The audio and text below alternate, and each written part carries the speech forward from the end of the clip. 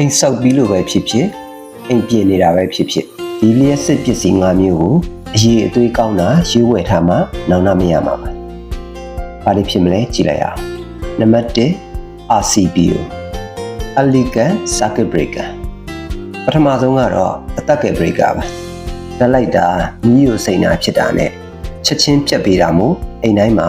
RCBO တခုတော့မရှိမဖြစ်လိုအပ်ပါတယ်။နံပါတ်2 Smart Switch တို့မဟုတ် Quality Switch ဒုတိယကတော့မီးခလုတ်တွေပါအခုနောက်ပိုင်းဖုန်းနဲ့ထိန်းလို့ရတဲ့ Smart Switch တွေကအပြင်ရောက်နေရင်လည်းမီးပိတ်လို့ရလို့အရင်အဆင်ပြေပါတယ်နံပါတ်3 Voltage Protector အဖိုးတန်နဲ့ရေခဲတက်တာ TV နဲ့အဝတ်လျှော်စက်တွေအတွက်မီးအားအတက်အကျထံကနေကာကွယ်ပေးတဲ့ Voltage Protector လေးတွေကိုခံသုံးထားတင်ပါတယ်နံပါတ်4 LED light တွေ